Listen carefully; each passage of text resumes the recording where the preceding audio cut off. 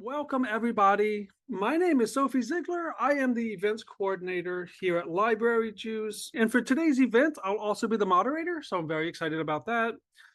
Before we get started, I'm just going to say a couple of things about Library Juice for anyone who might not know, and then we'll move on to today's event. So Library Juice has three main arms. We have Library Juice Academy, which is online professional development for librarians and paraprofessionals and archivists and all of us and the larger library ecosystem. Courses tend to be about 4 weeks, some are 6. They're taught asynchronously through Moodle by professionals in the field, experts in their domains. We offer certificates as well as a la carte course picking. So it's a wonderful way to catch up on things that you thought maybe you didn't need to know, but then your job shifted under you. And now we do need to know it, or to keep up with all the things that are changing around us, or to follow general interests. You can learn more about all the great courses that we have coming up. We have new ones starting every month.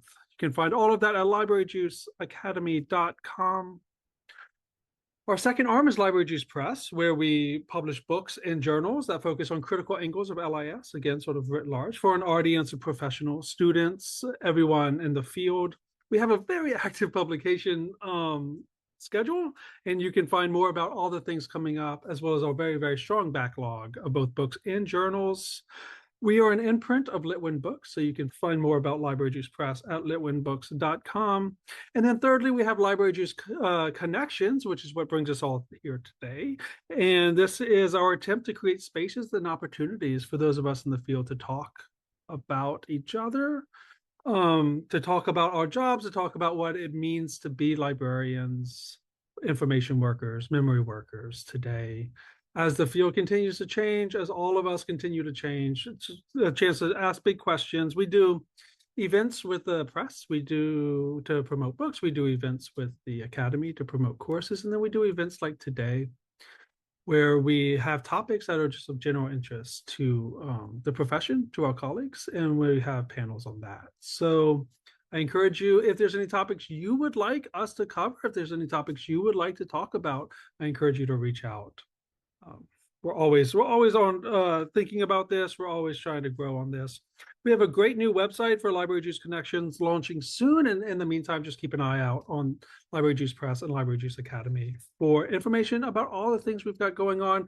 We start the next calendar year, rather. We start the next calendar year with a lot of great things going on. Okay, a little bit of housekeeping. So I'm joined by 2 librarians, and I'll allow them to introduce themselves in just a moment. And then I'll also be moderating our conversation about chronic illness and librarianship. We hope to have time for questions at the end, so please go ahead and add those to the Q&A at any point, and we'll get to them when we can. Finally, I just want to say that we as a group do stress that we're only speaking of this topic from our own perspectives, right? If we had a different group of panelists, a different group of speakers, things would be different. The speakers we have today were kind enough to answer an open call, so we're very thankful for them. We're always looking for additional topics, as I said before, that is important to the community. So if you have a topic that you think we should hold an event on, that you would like to talk about, if you'd like to continue a conversation on this topic, please, again, just let us know when you can. That is all the housekeeping I have, I'm so happy to say. I'm going to pass it off to Kelleen to introduce yourself, if you don't mind. Yeah, thanks, Sophie. And I did just really quickly want to answer, someone asked about the recording in the chat. We aren't going to be recording today, as Sophie just went over some of the housekeeping, but that resource document that Sophie is going to be sharing, please feel free to share that widely. We will be adding any resources that people share today, and we've also curated some resources as well. So I want to thank Sophie and Library Juice for having us, for putting this call out on this very important topic. And honestly, Sophie, amazing management and organization here as well. So thank you for that. Just giving a quick overview of who I am. My name is Kelleen Maluski, and I have worked in academic libraries for 20 years, but I now work as an engagement librarian for Sage Publishing, where I work with academic librarians. And I specifically took that role because I was excited to stay connected to the profession and continue to improve librarians' lives. But I myself needed to have flexibility of work from home and also, just some better healthcare benefits. So I'm going to be talking about that some today, right? So before we kind of launch into our discussion, though, I do want to give some positionality information on who I am. I am a white, queer, cisgendered woman with chronic illness, pain, and dynamic disability. I have gray, mid-length, about to shoulder hair. I have wide-brimmed glasses on, and I'm also wearing headphones and a black and white striped sweater. As I said, I worked in academic libraries for 20 years, so I'm really going to be speaking about that experience here today. I want to acknowledge that as a white woman, I have vast privileges within medical settings and professionally that most BIPOC women and genderqueer friends and colleagues do not have. What I will be discussing today, though, comes from my perspective, and I acknowledge that I cannot fully encompass these differences in experiences and privilege. I also want to be clear that I am still grappling with many of the questions we will be discussing today myself. This is a very raw topic, I think, for a lot of people, hence why we're not recording today. So my answers are not to provide definitive representation of an entire community with intersecting communities within it. Rather, it's to help continue a conversation, working through those hard questions in order to make actual change and address inequities. So making that clear first, and then I want to kind of cover where my perspective comes from. As I said, I worked in academic libraries and I just have a year and a half in publishing. So I'm not trying to create a narrative that all libraries are one way, or even that all academic libraries are one way, or that all other sectors don't have these issues. Ableism is societal wide, and my experience many times has varied depending on, again, like where I am culturally, etc. So while the library environments I have been in do a better job of naming the issue, I do feel like libraries, especially academic libraries, I was talking to someone about this just the other day, like they're a little bit more cerebral sometimes. So there is a better job of naming the issue. But what I have also found is they don't actually usually do a great job of addressing the issue. There are a lot of conversations around these problems and not a lot of action. And so I want to make it clear that I'm coming from that perspective of libraries, but acknowledging I do have more systematic supports in my current position for my disability. There is more emphasis on wellness outside of work in my current position, and they're not really trying to paint my workplace as the be all end all of my entire life. So that's kind of the difference that I see to kind of frame how we're going to start this conversation. And I want to pass it over to Gina. Thank you, Colleen.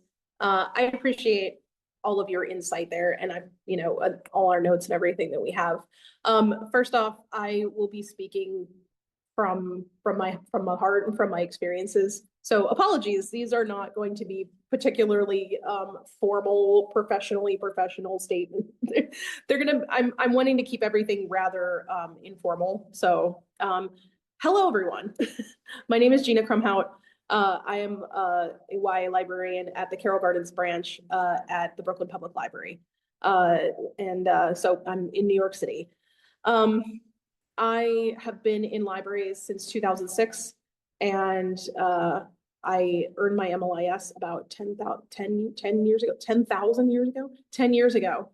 10,000 years ago. And I am currently working in person full time in a unionized environment. I previously worked in you may have also seen me in the suburbs of Cleveland, where I was previously before moving to New York. And so I have quite a few years of experiences in public life.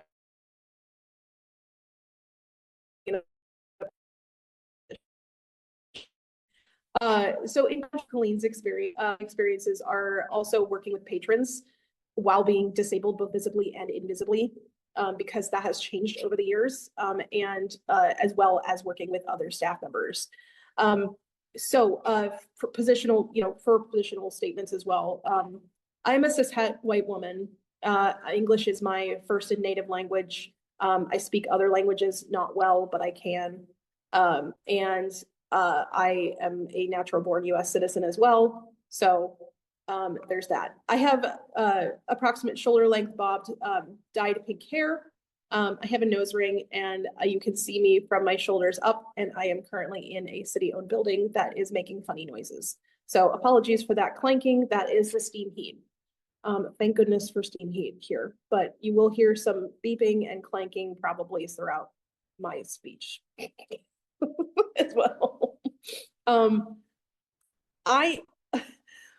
I also deal with chronic pain. I'm also neurodivergent. Surprise, surprise there.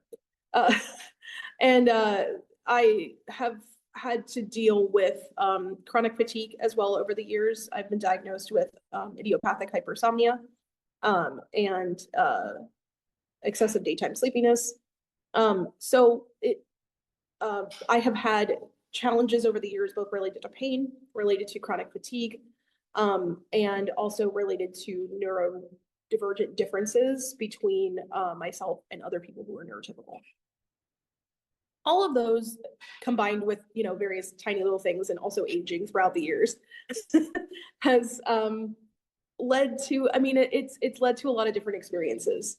And so just like Kelleen said as well, I am also going to be speaking from a very subjective point of view. I will try to be as inclusive and objective as possible. But of course, a lot of this panel discussion is about our experiences, and we hope to maybe by sharing our experiences, we can make it comfortable for other people to also share and talk about it. And I do get frustrated too. Kelleen was talking about actionable things too. So hopefully we can share some things that we might try to figure out and help as best we can, rather than just talking about it. And actually, one of the things I am going to talk about is how we talk about it. And maybe like where we talk about it and where we sometimes might not talk about disabilities in librarianship. So that, without further ado, because I think we just want to get into just talking about it. So there we go. Thank you so much, Gina. And I wonder, so I appreciate that both of you spend time talking about your positionality and how it is that this affects everything that you're going to say, right? Obviously. Excuse me. I wonder if we could sort of zoom in a little bit. So, Kelleen, you were talking about your experience with academic libraries and then your shorter and currently ongoing experience with publishing. I wonder, can you talk to us about disability / chronic illness in these settings? Any difference you see between the two or anything like that? Yeah, definitely. So I think, we had some questions that we were kind of utilizing before. Sophie's amazing, and I know but I'm gonna kind of jump down, Sophie, just for your own knowledge, to kind of some of what I'm saying on that question 6 that we had discussed. But I think, as I was saying, I think the biggest difference for me that I have seen in these workplaces is the lack of action that happens in academic libraries. But also, that doesn't mean that everything is perfect in publishing. I do think that there is, in the publishing industry, and again, I've only been at one company, so I also want to make that clear. But what I have seen thus far is that there's less discussion about chronic illness and pain and disability. There is less awareness when people are talking of understanding that other people in the room might actually have disabilities. So, my publishing company does have, disability studies, collections and things like that, which is great. But sometimes those conversations are as if no one in the room, when we're talking about those collections, have those issues. Now, the flip side of that to me is that in libraries, for the most part, what I would see is that, yeah, there might be discussions about needing to do things around accessibility and universal design.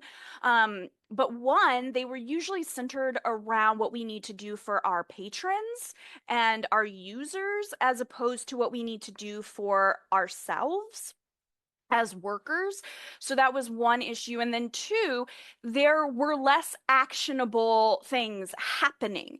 So, I would be on a committee where I would talk about this and then nothing would happen. We might, rewrite a draft of something 5 times, but it would never actually get put into our zeitgeist as an official policy or procedure. And so I think the difference that I am seeing is that system-wide approach. I have more opportunities to access resources to help me take care of myself. I don't have to ask for accommodations in my role now. I don't have to, over explain why I might need something, because the system of this company has these resources that I can just take advantage of. And so I think that's one of the biggest differences for me. And we'll talk some more up to about kind of COVID and return to work, but I think there's differences there as well in terms of being in a building that also help me with chronic illness. Because sometimes I need to be able to work from a computer in my bed when my pain is really bad. And if I don't have to teach a class, I didn't feel like I needed to have to always be in the building. But that was not always the case in libraries. That was not the conversation being had. So yeah. No, I appreciate that. Thank you. And Gina, I'd love to hear your thoughts similarly about working, especially in public libraries. So working in public libraries can be can be an interesting beast for sure. I would say a lot of times, so specifically, yeah, I'll talk about patrons for a little bit. Okay, right. It is similar how sometimes conversations about disability and services or accommodations or accessibility are discussed with patrons in mind, but not with staff members in mind. So it tends to come from a lens of outreach kind of deal. And also it can, depending on the environment that you're in, people may also assume certain things about disability services and to the public specifically, and not considering others. For example, the patrons in question are going to be old, in poverty, and not able to advocate for themselves. So I'm none of those. So when, for example, if I came and I would, be like, hey, can we make this accessible? Or can my mobility scooter, where can I park my mobility scooter? Or, what kind of services for neurodivergent staff members are we going to have? It's met with some silence because they weren't really expecting either us to talk about it in the staff, with the staff members in mind, or with someone like me in mind. So it's a little bit, yeah. And I'm also going to preface this too. I will be talking a little bit into the internals of what's going on at the Brooklyn Public Library. But I am going to keep some things private just because I don't want my job to get angry at me, but also I don't necessarily want people to get the wrong idea about how we're functioning, but I want to be a little bit honest. And so I'm going to try and be diplomatic about it. I think we do really good things, and I think there are things that we need to improve upon. And it's the same thing with my previous jobs. So this might veer a little bit into that territory. I trust everybody here reasonably well, but there are some things I'm going to keep private. So going on from that, Yes, I see in the chat, policies can interrupt care. Yes. And endless committees as well. So when we talk about public service, we might talk about things like DEI, or we'll have a diversity, we have a diversity committee and things like that. That especially in the environment that I work, where, we've got a big city with a lot of services, and we also have a lot of different types and sorts of people with different types of lives and different types of things that they need. And people who come here from everywhere. And so there's bunches of different cultures coming around here. DEI often seems to, a lot of times, just doesn't include disability in that. And then also it tends to, again, assume certain things about those three things about people that have disabilities. And so it can be really troubling also for someone who looks like me to come in and be like, I would like to be a part of this disability discussion. I would like to be a part of this DEI discussion because I have disabilities and I would like to assist. I want to help, but also I do have something to add to the conversation. I can tell that can make some people uncomfortable. I don't have any intentions of usurping any kind of DEI conversation. I want to sit here and listen, and I want to understand, because I have some privilege. At the same time, there are things that I want to add to the conversation that sometimes get ignored because I don't look like the people that, should be a part of that conversation. So it's a very tricky kind of situation that we get in. And I think New York has to deal with that a lot. When I was in an environment where everybody looked like me, when I was in Cleveland and I was working in a much more homogenous neighborhood, that wasn't as much the case. That it was just more outright like dismissal or disbelief. Here, I'm not seeing so much disbelief or like, you're not disabled, you're not old, stuff like that. It's more like, like I'm surprising because of the way that I am. But of course there is something I have, again, and I have had things like patrons kind of, I haven't had so much like rudeness or dismissal, but it can happen. And so that's definitely something you have to consider too, is like when you're working with the public, the more visibly disabled you are, the more likely the public is probably going to ask stupid questions. And also sometimes I have to set boundaries with the patrons because of my disabilities. And I have to mask, for example, I have to mask my pain maybe if I continually have to get up and go and walk over and continue to walk over here and walk over there, walk over here, walk over there. And my hip is killing me, but I need to go sit back down. And so that sometimes eats into my performance, and it kind of crushes me inside a little bit, because I'm like, I know I'm in pain, but I need to get up and help that person. I need to get up and help that person. And when I try to like a little bit where I'm just like, oh, maybe I can just wheel my chair over, or maybe I can help them from just like sitting down here.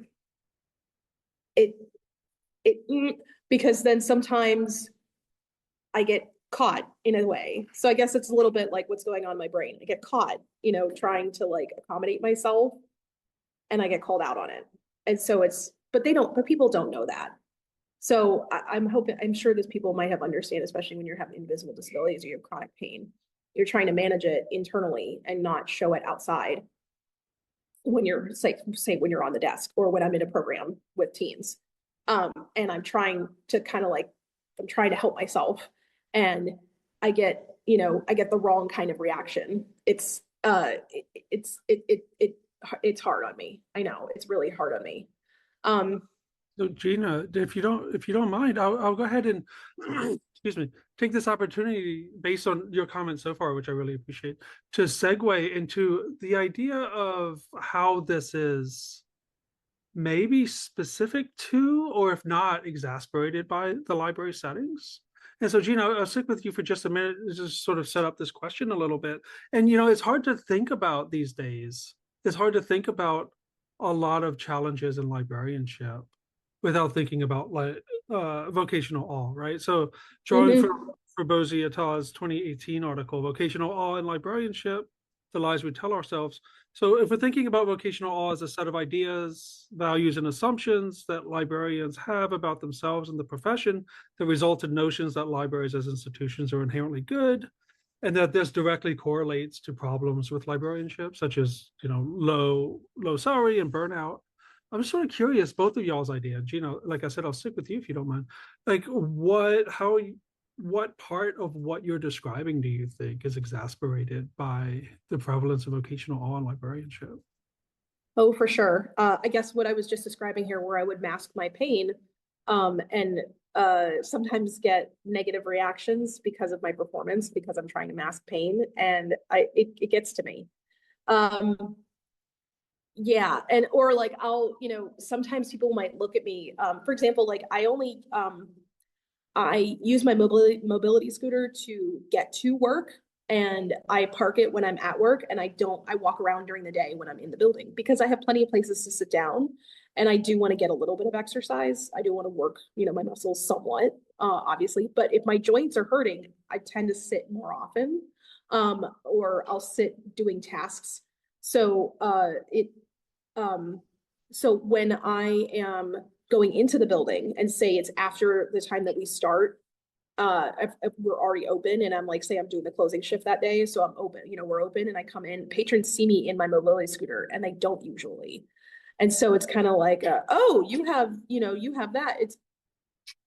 It even if it's positive, it can be a little bit more like, oh, you're inspiring. Like, you please just let me through. Or like, I do make a joke about it all the time. I will joke about it, but sometimes I just don't want people to perceive it, and that too. This is also a lot of times the case when am dealing with hearing. So I also have some hearing loss. I'm using hearing aids right now. I actually have one in each ear.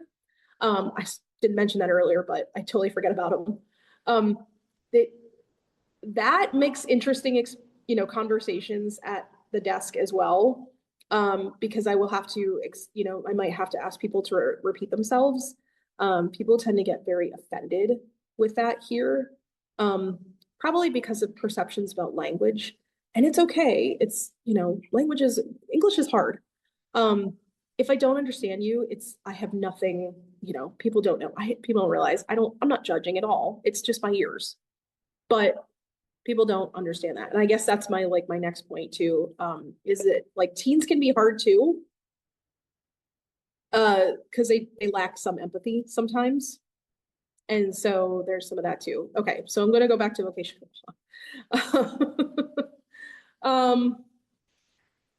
Yeah. And also I think there's perception too that when you have more economic privilege, like socioeconomic status privilege, that disabilities don't affect you as much. That's not necessarily the case.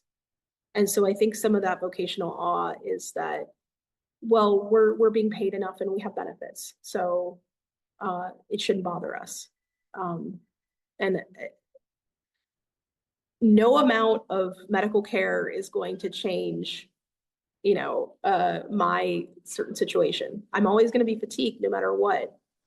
And there is not a medical solution right now. So, and people don't understand, like people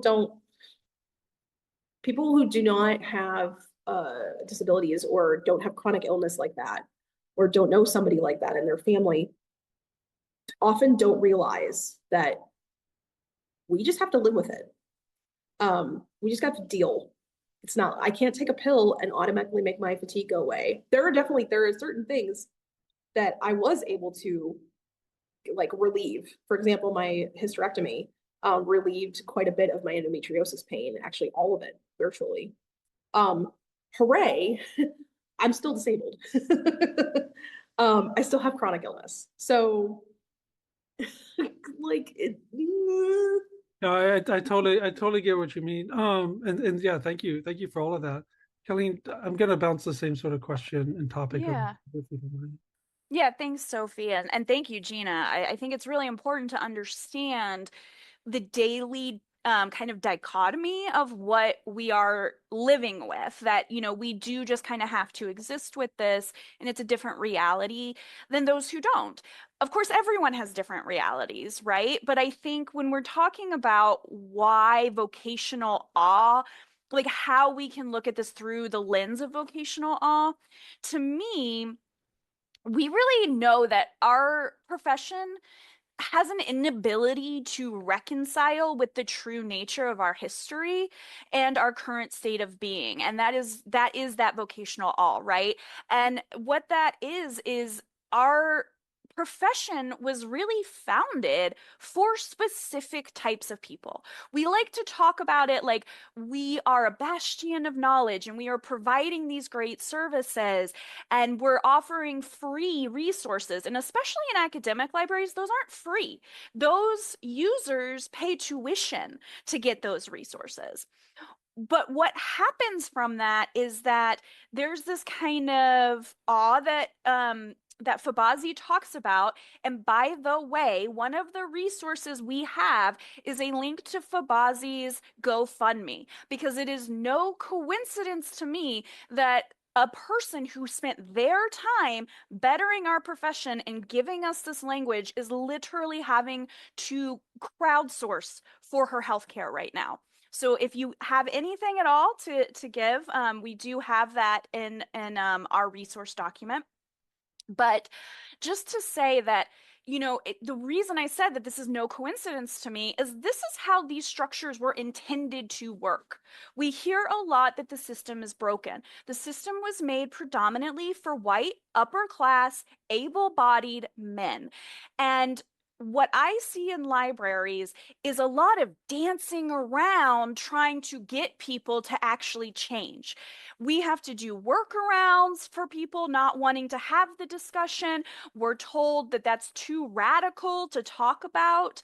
And we talk a lot about it when we're talking about giving resources to our students. And we also talk a lot about it when we're talking about, in conversations, right? Like you should set boundaries and you should learn how to say no and speak up for yourself.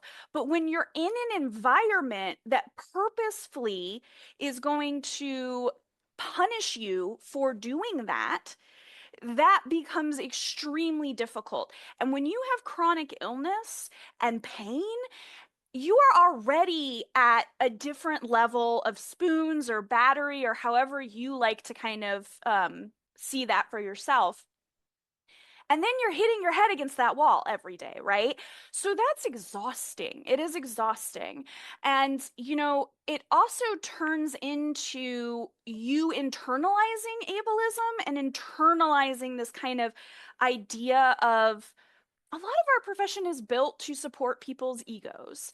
And there's a lot of having to kind of dance around that. And then you start to maybe feel like I should be doing more, even though you have chronic illness. And I want to tell a brief story about this. As an example of how I think vocational awe and the real founding of our profession led to me kind of realizing I needed to take a step back. And the primary experience for me that made me have to take a step back from academic libraries was that I went to a conference 10 days after I had a hysterectomy. I did this to myself. I am aware of that. I did the travel, right? I said, yeah, I'm going to go. No one forced me to go, but my surgery had to be rescheduled. And I had already spent so much of the institution's money on the conference, and I had 3 presentations at the conference. And so, in many ways, I did feel like I had to go. And I had those 3 presentations. Luckily, my co-presenters were really kind and said, hey, you don't present the day of. You be there to answer Q&A. You'll work on the slides, because you're insisting that you'll come. But you don't have to stand up and do the presentation. This is 10 days after you've had a hysterectomy, right? So great. I had really understanding co-presenters. Even after doing that, though, after returning, I kept hearing how one of my colleagues was telling everyone how surprised he was that I didn't actually present. Everyone I worked with knew that I had a hysterectomy. I am an oversharer. I believe in sharing because I spent 19 years trying to get a diagnosis. So for me, it's very important to share my experiences. Everyone knew what I had gone through. And yet here I was being judged again for apparently not doing enough, despite the fact that I actually had done way more than I should have. And so this is when I really realized nothing I ever did was going to be enough to prove myself as an academic in these people's eyes. And I was too demoralized and burnt out at this point. I literally was starting to count down the years of my life that this stress was taking off. And so I had to get out of survival mode, reflect on my own worth, reflect on my skills, what I was willing to accept, and really think about what was I doing because I was trying to keep up with the vocational awe of our profession, as opposed to actually living and embodying the theory and the care that I believe I was giving to my patrons and my other colleagues that I wasn't giving to myself. And so I think that is just a great example of how that really seeps into you. There are some really good points being raised in the chat too, that a lot of ableism in what we're describing in our experiences is baked into the whole thing by design, not by design, maybe not even by design, but sometimes by design. I mean, it's by design. I mean, yeah, it's either by design or it's there inherently because it's either just part of our culture or it's workplace culture in general. And also some of this is also patriarchy.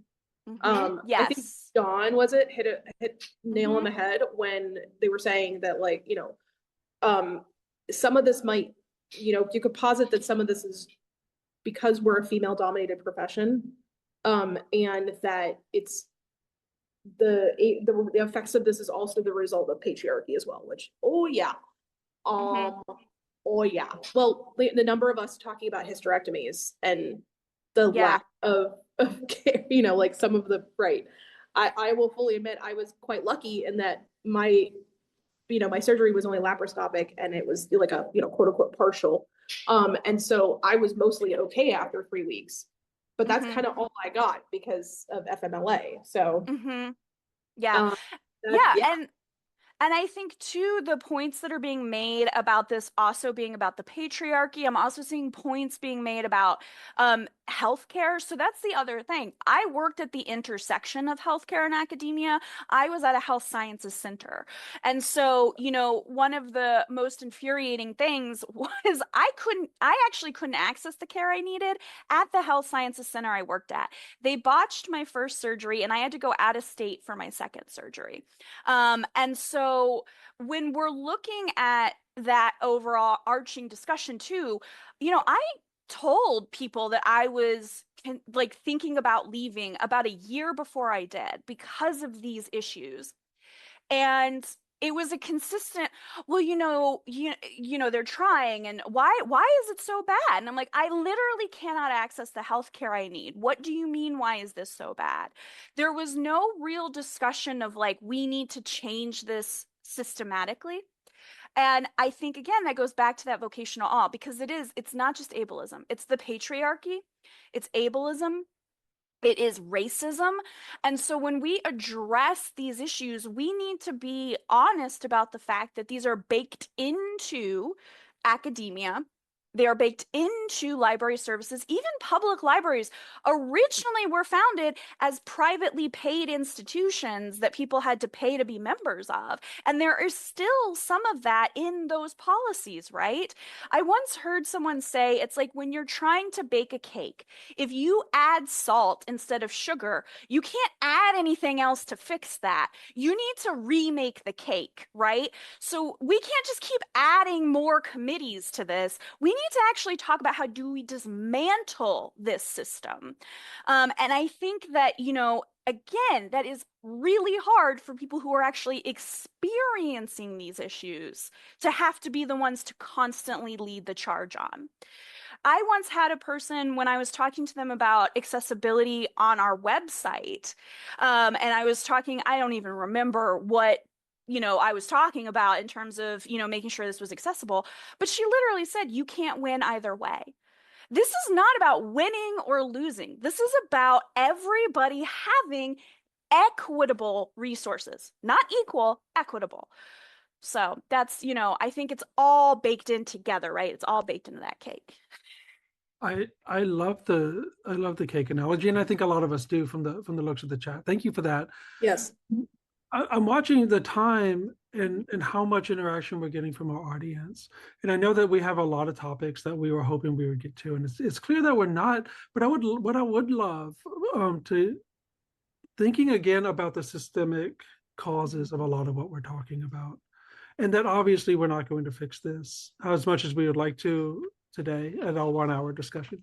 But I would love to hear what, from y'all's perspective, you think would be helpful. And what would you like to see at your specific workplace? So thinking again about our specific settings. Gina, if you don't mind, I'll bounce that over to you first. Sure. Also, the salt in the cake is capitalism. Just going to say that right now. And I think that also goes into play a lot with our work culture and how we've got this focus on productivity. And so just got to put that out there. But I do, okay, so yeah, some things that I think really help, at least that I have noticed in not just my situation, but a lot of other situations, a union. Because we're going to talk about capitalism, guess what? So we're going to talk about unions. I have not always agreed with my union. I have absolutely butted heads with my union before. I have worked in union environments entirely after, as a librarian after I got my degree, and none before. That is a huge, huge difference in the amount of advocating I have to do for myself versus, having somebody on your side. So even if it's just to do things like enforce federal law, like the ADA or the labor standards, you having a union is going to go a long way. And also it will help you with things like proper, obviously it will help you get paid properly. And also it will assist with things like benefits.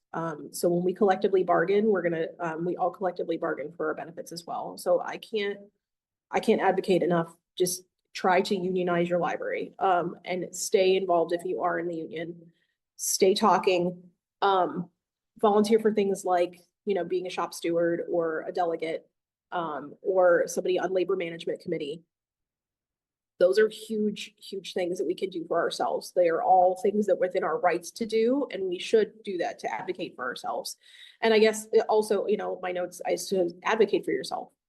Set those boundaries, and either with patrons or with your coworkers or with your managers, and also be prepared to be disliked for it. And I hate it because I don't like to do that to people, and I don't like to be disliked by people, and it sucks. And I've had to do it. And so unfortunately that would happen. I'd set a boundary. A patron, for example, if I set a boundary at the desk, patron would get angry. And then, a manager would come over. Now, this time now, they tend to advocate for me. I've also had environments where they didn't. And then I would set a boundary with that manager. So, and then I would be disliked. So, it's an uncomfortable feeling. I don't necessarily shy away from being the center of attention, but I don't like it when it's negative. So, yeah. Yes, thank you for that. And yes to unions. Yeah. Do you mind if I just add really quickly, Sophie? Because I also saw in the Q&A about this, but it kind of goes into like the dismantling of the systems too. Like, what do I think would be helpful or useful. And this goes into how do we dismantle? And I think that is actually taking action to be equitable through policies and procedures. This would be helpful for anyone, not just people with disabilities or chronic illness. It's, it's like we say with universal design, right? If it's good for one person, it's actually going to be good for that person who might just be on crutches, or it might just be that person who has a stroller, right? But the issue here is that, again, I think part of the problem is the people who are often doing the work to actually take action, to actually change these policies, are, again, people like us who have the issues, who have the chronic conditions. So, I myself was a founding chair of the Justice, Equity, and Inclusion Committee. And my biggest thing was, when I was asked to do that, was we have to actually have action items that you are going to allow us to take. And I think we did a lot of good from that. We did build new policies. We built new procedures. We had conversations around some really hard topics, but there was not necessarily, again, system-wide or administration-wide support for all of that. And so then it also led to some misunderstanding of what these policies were working to do. It led to, again, this conversation around equality as opposed to equity. So people saying, things like, well, if this person doesn't have to do it, why do I have to do it? And it's not about, everyone's roles are different. They just are. And so, I saw someone in the comments say, there are days where I'm not well enough to go in and sit under a fluorescent light in a chair, but I'm well enough to work in my bed. I'm not sick enough to take a full sick day. And that was the very issue that I encountered, especially after, we got that return to work after COVID, and we're still in COVID, of course, but that return to work. And I was like, I'm not teaching a class today. I don't have any consultations today. And by the way, I was in the office plenty because I was teaching classes. I was doing consultations. I was running all of our events, right? So I was in the office plenty. But there was this kind of idea, well, if you're not showing up all day, then it looks like you're not like in this with the rest of the team. And it's like, the rest of the team doesn't necessarily have to teach these classes at 7 o'clock at night either. I am not seeing that as inequitable. I'm just seeing it as our roles are different. And so we have different needs based around that. So I think, we really need to break down these kind of concepts that this is on an individual. But it's hard. And so I don't have the full answer of how we can break down this system, because I will say I worked really hard to try and change that system, and it did burn me out, and it did lead to demoralization. And so I think there's a balance that needs to be had as well, to remember to take care of yourself in that work. My career coach told me one time, you are a part of your community, because I kept talking about how I didn't want to let my community down, and I wanted to make sure I was offering these services and breaking down these walls and changing these policies. And she said, but you're a part of your community too. So if you're not taken care of, you're not taking care of your community, right? And so I think that's what we need to do as well. Yes, we need to put the work in, but we also need to remember that it can't be all on our shoulders. And probably, honestly, this isn't going to change in my lifetime fully, but that's not going to stop me from trying. And it's not going to stop me from having hope and trying to make improvements where I can. Definitely. Yeah, we're probably not going to change it all, yeah, with just us. So it's, yeah. Yeah. Oh, what was I gonna, there was something I was gonna say and I totally forgot right now. Oh, so if you are in our conversation and you are in a managerial role, I mean, there's just a few things like, just listen to those with disabilities when they tell you things. Just because we're not able to do something at this time, or we might say no, or something like that, doesn't mean that we're trying to get out of doing something. And we might not want to give the entire reason, but it's just because societal expectations. Like we're not supposed to complain about when we're hurting or when we're too tired. So it's, or we're overstimulated or, or I can't hear what's going on right now. Stuff like that. So it's, it goes also in a discussion if you're leading a team and they are doing patron facing services, you may want to have a discussion about teamwork in when you're out in public versus when you're behind the scenes. So maybe how you want to present yourselves as a united front when you're on the floor. I hope that this would be a discussion that most public libraries would have, but I know that not everybody is probably going to have like, framework around like how to interact when you're on the public floor, because you may very well deal with discrimination, with the public or something like that on the floor, and you may have to deal with it. And so you may need to talk about like, how do you want to have that conversation with the person that has disabilities? And how much do you want to talk about on the floor? How much do you want to go out, behind the scenes and off the floor and talk about it? So that's possibly a discussion that you may want to have with employees that you might be supervising. Oh, sorry, Gina. Yes, Do you mind if I just want to say too, because we're going so over time for Q&A, and I want to give at least 5 minutes. But I did also want to add to that. You said listen to employees, and I think this is really important. I want to say this. Actually listen. Because what usually would happen to me when I was talking to someone in a leadership position is they would immediately try to rebut or have an answer for it. Like, oh, well, have you tried this? There was not actually listening happening. And there was not reflection. And so I think that from leadership, but also, and I'm putting this in the chat for a few questions because people are asking, how do I advocate for myself, right? And I think a really big part of this is first and foremost, finding people at your institution that you trust and workshopping with them. Because I think part of the issue about, and I feel, hesitant to say, this is how you should do it, because every institution is different. And I don't know how your dean is going to respond. I don't know how your AUL is going to respond. I don't know.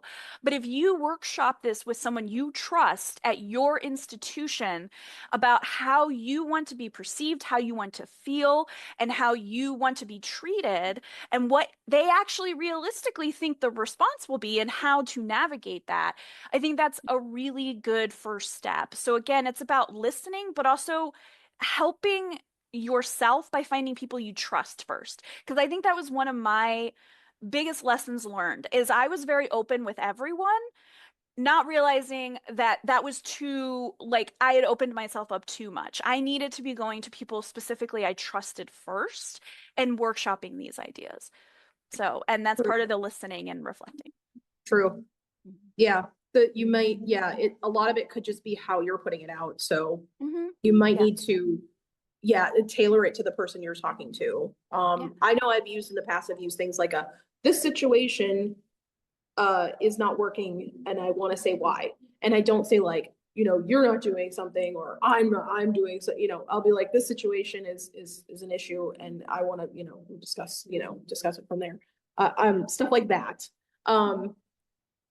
You may sometimes some techniques that may assist you are, and I might want to add this to the resources if I can, is managing up and managing sideways as well. If you are an employee and you have a manager and they are like, relationships are complicated with them. So, or communication might be complicated. So something like that is also is a lot of times a helpful thing as well. And I do know that we are like 4 minutes from time. I do appreciate though too, I think, we wanted there to be time for questions, but we've also been getting a lot throughout. So I think that's part of this. But I would love to know if anyone does have a question that they feel wasn't answered in this conversation. I'm sure there's tons because this is such a big topic. But anything that anyone would like to add or have a question that we could get to really quickly. Questions.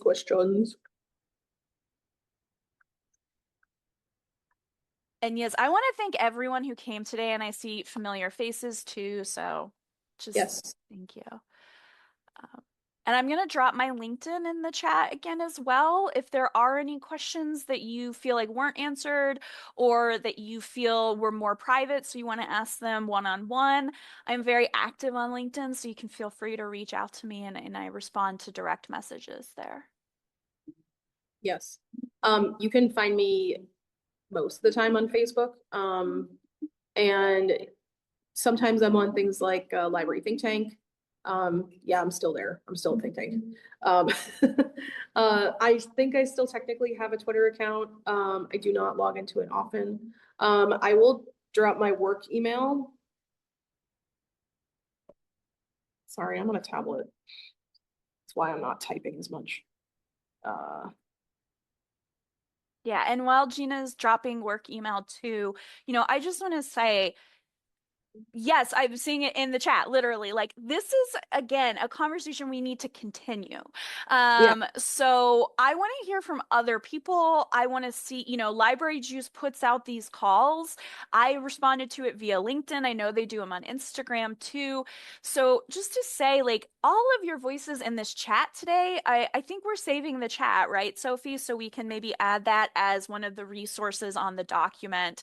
But this is that conversation, right, that I think is going to help break down that system.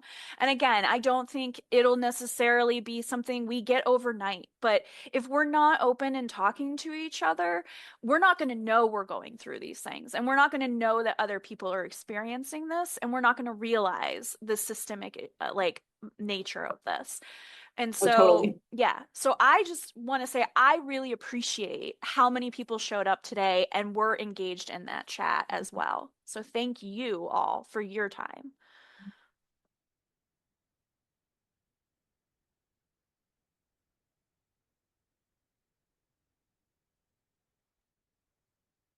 Well, fantastic. Thank you both, Gina and Kelleen. I really appreciate it. And it's clear that everybody got a lot out of this. If anybody would like to continue the conversation, I hope that we find ways to do that. I put my Library Juice email address in the chat if you'd like to reach out about using Library Juice connections as a way to continue this conversation. But of course, we are not the only game in town, and I hope everybody continues to talk about this. I know there's a lot of resources out about in the world, and our resource list will be shared along with the recording link when this is up. Thank you all very much. I hope you have a beautiful day. Yes. Thank you guys very much. Thank you for your time. Thank you for your energy. Thank you. Thank you for your spoons, possibly. Yes, and thank you, Sophie and Library Juice. Yep. Amazing job. See you guys around the internet.